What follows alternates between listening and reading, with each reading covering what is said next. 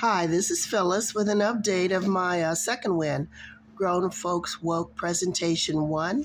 We had some technical difficulties, so here's the slideshow. We want to go through the agenda. Welcome to the presentation. Why do we have this? We'll go through that, define what is woke, which is basically being aware of your surroundings, what's going on, and what you can do about it. Take action. Next, we'll talk about some ideas, and we want you to hold on to some thoughts. We have the woke, adult, grown folks woke game that we talked about before, and then a summary. So we had a science experiment. This is day 2, and what we're doing is using the science, just basically a homegrown kitchen sink science, because you often hear about the vine ripened versus the other. Well, this is an experiment. I did more research that the project with the avocados, which is going well, actually demonstrates the synthetic use of ethylene to ripen fruit. So ethylene is a hydrocarbon, formula C2, 2 parts carbon, 4 parts hydrogen. This is the formula, and it's colorless. It's flameless gas with a faint, sweet, musky odor when pure. Now, overuse of that can have some health risks, but this brief experiment in a well-ventilated room should be just fine. So it's going well, and soon we'll have the guacamole. But one must be patient. This is an experiment in science and patience. So the whole point is having this Grown Folks Woke series. We're in year 2 of the COVID, and we want you to think about some things besides just the situation that we're in with this pandemic. We're making progress, but we have a lot of other things to deal with, including positive social change to deal with problem solving. So I found this in the Chicago Film Archives, and I want to show it briefly to remind you why we're doing it. It talks about you have to make a move. You have to do something and make it a positive movement. And this is shown in dance, and you can think of it in psychology as a Rorschach, if you want to call it. Some people say we live dual lives, parallel lives, and I think that's what this is talking about. Sometimes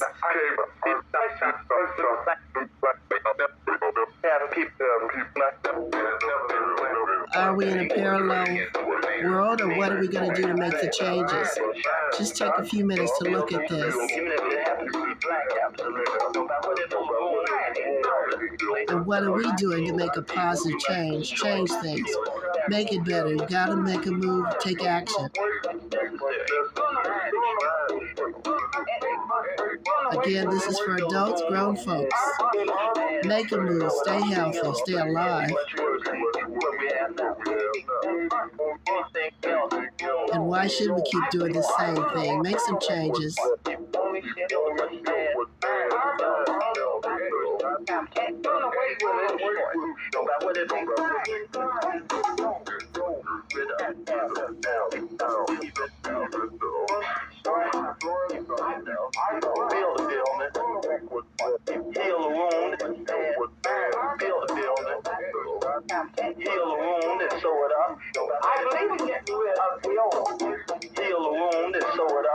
And come up with some positive changes. Freedom and movement.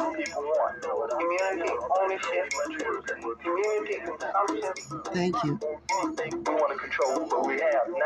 Thank you. All right, we'll pause and keep moving forward with this as well.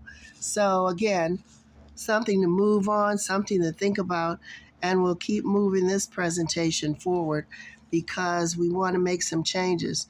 So as I said, something to move in. The next talking point is we have resources available, and if things get to push comes to shove, there's a lot of resources out there. And with the recent announcement of these fatalities, remember, they say there's 211. I discovered, just type in 211 or call these numbers, and they say it's a resource for help. It's across the country, and these are some metrics because I've called 211, and everyone reached that point. So here's some words of success. 211 has reached 6.1 million connections for housing, security, and homelessness. Nearly 845,000 referrals to homeless shelters. This is across the country. 3.4 million connections in healthcare. And again, they deal with the things that are immediate crisis point, breaking point issues. They're not a 100% solution, but it's there as a resource. 3.7 million connections to help reduce hunger and food security, up 150% from the 1.5 million connections in 2019. So I've heard some comments nearby about we're hungry, where do we get the food? This is the resource I was referred to, and they'll tell you why, where, and how to solve some of these crisis point issues. Last on this point, 7 million connections to COVID-19 support and information. It provides testing and vaccine information and scheduling. Again, here's a scorecard for 211. When people are in the middle of a crisis, sometimes it's hard to even think. But if you can somehow get to the resources, at least you can say you've tried. They provided support to more than 900,000 callers for suicide ideation and other mental health crises. More than 120,000 people get assistance related to sexual assault, domestic violence, or human trafficking.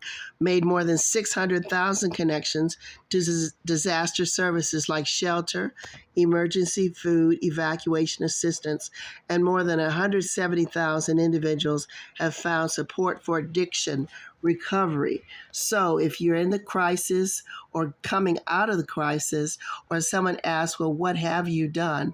This is one resource at least you can say it's available. So that's the whole point of Second Wind, is to support positive change, come up with some ideas, and that's why I have the light bulb. And this is part of the Grown Folks Woke series, because you never know when the crisis will hit. It's not like a tsunami, but sometimes things happen and you need that additional support so you can keep moving forward. That's why I have this train, trolley train. Those of us who've taken public transportation need to know that we can keep moving forward. And as one friend said, there'll always be another one coming along. So that's why I have the train here moving forward. That's what I want to do. So as far as the Grown Folks Woke process, again, I credit Cicely Lewis dealing with the high school K through 12. This is for grown folks. She gives you these steps. Talk to your audience, talk to your readers, talk to the people locally, find out what issues they think are important. Think about your local community, because the issues I talk about here may not be relevant to you if you're located, let's say, within a Native American community, or if you're located within a specifically or majority Pacific Asian or other type of community. So think about the issues that are important in your community, and make sure you have books and reading materials and resources that are reflective and help fit your demographics for the school as well as the community, as well as giving information about other cultures. Number 2, do a diversity audit of your reading collections. Find out where there are gaps, and I did that. I found Sambo and Uncle Tom's Cabin still, and I'm getting some water, so bear with me as I get some water.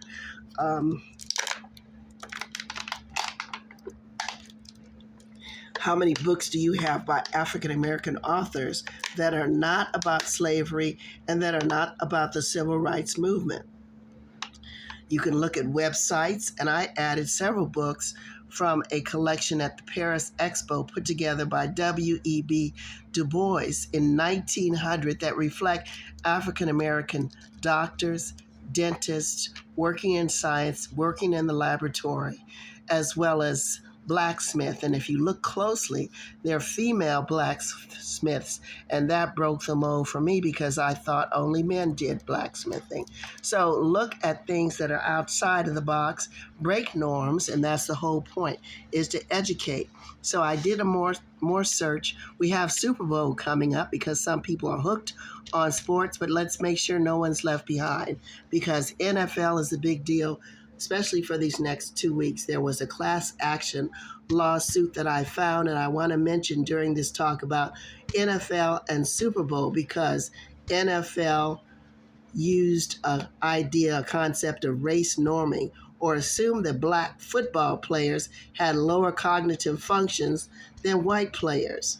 The complaint, the lawsuit, as well as the forced settlement alleged that the race norming discriminated against black players by making it harder for them to qualify for concussion settlement payments. And for those of you who are thinking beyond just the game, there's lifelong sustaining injuries that many players are dealing with, their families are dealing with.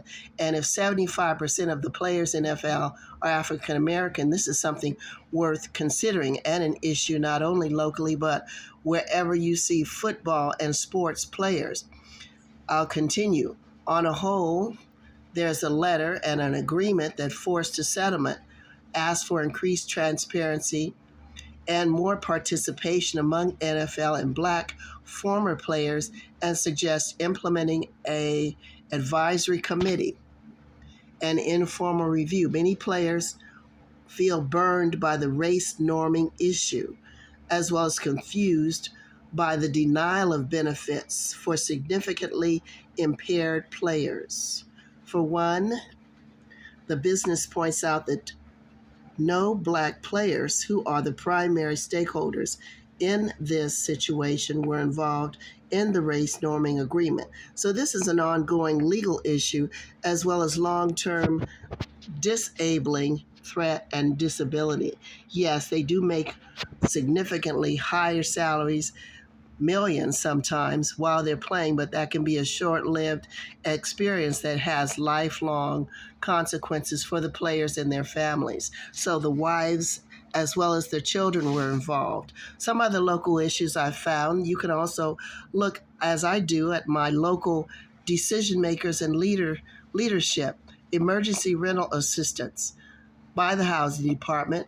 They asked for a funding decrease, and basically it was a transfer of funds to another pot to provide emergency rental assistance. Another one, security enhancement, public safety, another major issue of enhancements to include installation of security cameras. So those are ways to find out some current issues. Here's another one that has to do with surveillance of parking lots in the city, including Marriott garages. So it's important to find out what's going on your plate in the neighborhood, in the community, and do you have educational reading materials that are relevant. Climate change, climate cleanup is a major issue worldwide, but we're dealing with it locally. And I discovered, I have a meeting coming up, we called it Devil's Gate Dam, officially Devil's Gate Reservoir, has a restoration and cleanup project. We hiked in that area, and if you look at my white cursor, you'll see that this is a dam. We called it Devil's Gate Dam. We used to hike where my cursor is, this yellow box, and we would hike from there. We could actually hike up into the mountains. And apparently there's been a lot of trash collection and other issues that the Department of Public Works is now addressing in a restoration project. So green environment is everywhere, and it's something to think about.